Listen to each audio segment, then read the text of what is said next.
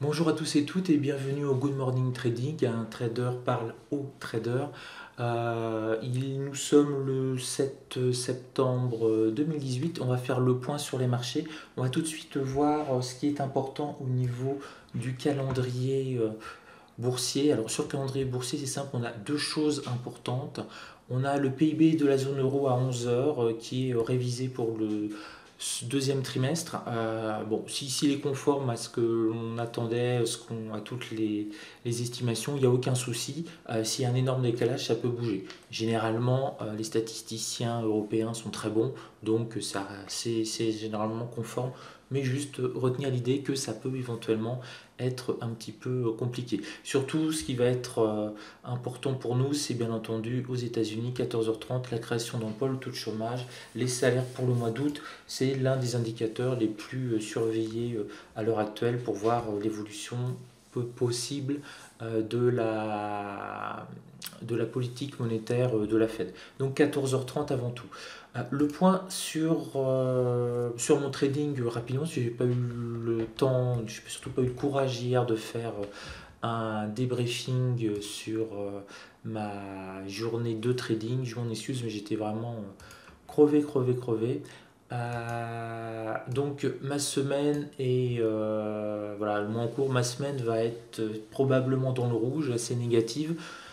Sur le premier compte, donc j'ai gagné 1120 euros et je suis en perte de 2700 euros. Donc là, je suis dans le rouge de 1600 euros.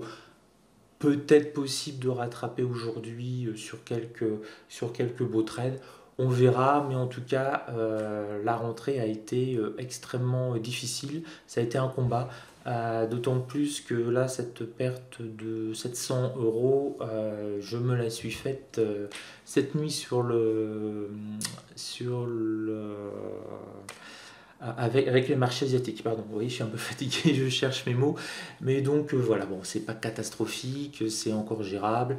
Je pense pas que je finirai flat, mais bon, c'est pas bien grave. L'année reste pour le moment toujours très belle avec 59 000 euros de gains sur le compte numéro 2 et 50 000 euros sur le compte numéro 1. Donc je suis au-dessus de 100 000 euros de gains. Donc ça va, c'est pas une petite semaine rouge qui va faire euh, la différence. On va passer surtout maintenant sur l'analyse du marché. Donc pour l'analyse du marché, c'est simple, on le voit là très nettement, très nettement. On a le Nasdaq qui s'est pris une bonne claque. Il a perdu plus de 200 points, soit près de 3%. Et il se stabilise, je vais zoomer légèrement, il se stabilise systématiquement sur les pivots ou les demi-pivots mensuels. Donc, vous voyez, pivot mensuel, stabilisation, middle S1 mensuel, stabilisation. Donc là maintenant, soit il continue à baisser, il pourrait encore perdre 1,5%. Et là on a le support à mensuel qui serait très intéressant pour regarder là, c'est un support qui a été extrêmement travaillé pour rebondir. Mais a priori, si on regarde en 4 heures, on voit qu'on a le RSI qui remonte légèrement. Donc on a une possibilité qu'il aille rechercher, remonter un petit peu, peut-être aller chercher, pourquoi pas les 7500 et peut-être essayer de aller retoucher le point pivot mensuel pour se rassurer pour la fin pour la fin de la semaine et l'ouverture la semaine prochaine. En 4 heures, notre Dow Jones, eh ben on va dire fantastique Dow Jones en fait, hein, puisque il n'arrête pas d'essayer de ne pas descendre et de rester au-dessus des 26 000 points. Là, il est encore sur futur au moment où je vous parle à 26 029 points et on voit bien que lui ne veut pas aller chercher son point pivot mensuel pour rebondir. On a vraiment des acheteurs, des acheteurs et ça a une tête assez forte sur le Dow Jones, on le voit nettement. C'est pas du tout la même chose pour le DAX, hein, puisque en bougie 4 heures, finalement, on se rend compte à peu de choses près que depuis le 30 août, on ne cesse de baisser, de baisser, de baisser, de baisser sur le DAX. On était au 30 août à 12 558, on est à 11 964 sur Futur. Au moment où je vous parle, on a perdu 600 points en une semaine. C'est beaucoup, hein, c'est 5%. On a perdu 5% en une semaine sur le DAX. Alors est-ce qu'il va avoir une volonté de rebondir? Pour le moment, oui, il est 8h30. Alors ça ne veut rien dire, mais en tout cas en pré-market, à 8h30, il est dans le vert. Il a pris 13 points environ par rapport à la clôture d'hier qui était sur les 11 950. Et le CAC 40 a pris près de 9-10 points par rapport à sa clôture aussi. Donc c'est la première fois où on commence à avoir à 8h30, avant l'ouverture des marchés européens, une tentative très timide de rebond. On va voir où ça peut nous mener en tout cas. Il faudrait vraiment pour que le DAX arrête de s'enfoncer, qu'il revienne sur le support à mensuel qui est à 12 021. Donc il faudrait qu'il repasse au-dessus des 12 000 points, repasser au-dessus des 12 021, se stabiliser. Ce serait un signe que les acheteurs sont encore là. Alors il y a une possibilité que ça rebondisse quand même parce qu'on voit le RSI est extrêmement bas. Et si on se met à scruter, la dernière fois qu'on a eu un RSI aussi bas, c'est en février de mémoire. Non, c'était début mars. Voilà.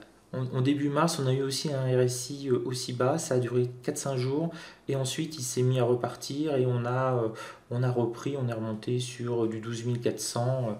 Donc c'est possible aussi que, peut-être pas aujourd'hui, mais une tentative de remonter, parce que là on est vraiment depuis mercredi à peu près en dessous, c'est assez rare. En plus je mets un RSI extrêmement peu sensible. Je le mets en 25-75 périodes au lieu de 30-70. Donc j'ai très peu de signaux, mais quand j'ai des signaux, généralement c'est des signaux assez forts. Donc là, techniquement, il y a une possibilité de rebond. Après, bien sûr, tout va se faire, j'allais dire dans la tête, tout va se faire en fonction du flux de nouvelles. Pour le moment, on n'a pas, alors que la période de consultation est passée aux États-Unis sur l'augmentation des droits douaniers en Chine, on n'a pas de décision de Donald Trump. Donc elle peut arriver n'importe quand, elle peut arriver aujourd'hui, elle peut arriver ce week-end, elle peut arriver lundi. On ne sait pas, on n'a pas la liste, on ne sait pas s'il va le faire ou pas le faire. Selon les analystes, il va le faire parce que la Maison Blanche pense qu'elle est en train de gagner son bras de fer avec la Chine, donc ce ne serait pas le moment de montrer un signe de faiblesse. Donc le marché est dans l'attente, en tout cas, de la décision de Donald Trump en suspension. Voilà, bon, on retient notre souffle, voilà, je trouve un autre mot, on retient un petit peu notre souffle en attendant cela. Sur le front asiatique, on a une baisse de Tokyo, alors c'était un petit peu normal, parce que les technologies ont baissé et les Asiatiques sont assez sensibles, notamment le Japon, à l'évolution du Nasdaq. Donc on a eu Tokyo qui a un petit peu baissé, par contre il faut noter que la Chine et un petit peu remonté, donc en Asie c'est un petit peu flat, on est aussi dans l'attente. Oui, pourquoi, j'ai oublié de vous préciser, deux choses importantes. Pourquoi le Nasdaq baisse? Parce qu'il y a une crainte d'une augmentation de la régulation dans le secteur aux États-Unis des Twitter, Google, Facebook, puisque Mark Zuckerberg, PDG de Facebook, a été reconvoqué devant la chambre du Parlement aux États-Unis, donc c'est pour ça que ça baisse.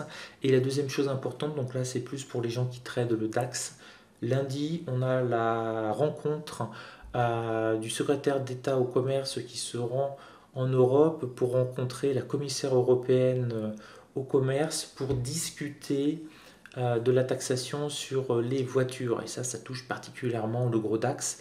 Donc s'il y a un accord, ça pourrait peut-être soulager le DAX. Si au contraire, il en ressort de cette réunion qu'il y a encore plus de tensions, etc., et qu'il n'y a pas de solution à court ou moyen terme, ça peut mettre encore une claque au DAX.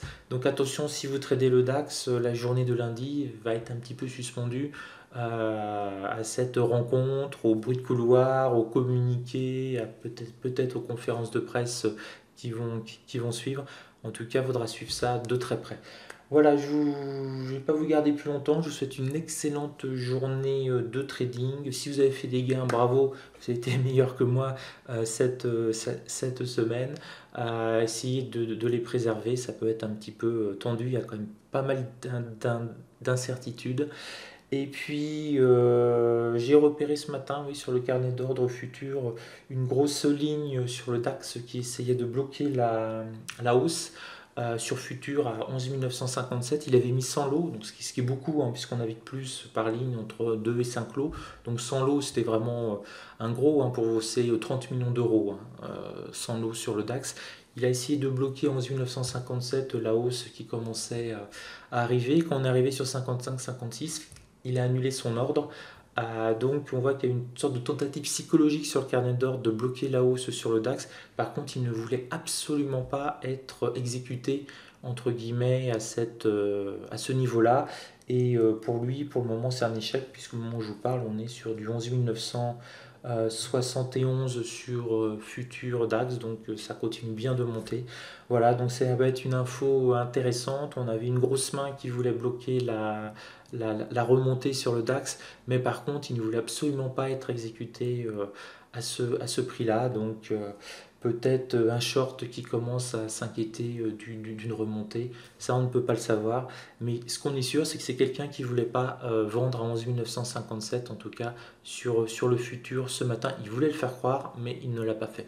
Voilà, sur ce, plein de bonnes choses, et on se retrouve lundi pour un Good Morning Trading totalement rénové, avec des graphiques beaucoup plus sympas, avec le CAC 40, etc. J'ai écouté les conseils de Chris, notamment pour le CAC 40. Donc beaucoup de choses vont évoluer, et puis je vous annonce qu'il y aura une petite émission tous les soirs au moment de la météo, parce que la météo ça sert à rien, regardez pas la météo, vous levez le matin, vous ouvrez votre fenêtre et vous voyez le temps qu'il fait. Donc on aura une petite émission de 5-10 minutes sur des thèmes très précis, sous forme un petit peu de webinaire, comme on avait fait il y a quelques temps en test, mais là c'est plus des tests, ça va se généraliser. Sur ce, bon week-end et bon courage pour aujourd'hui.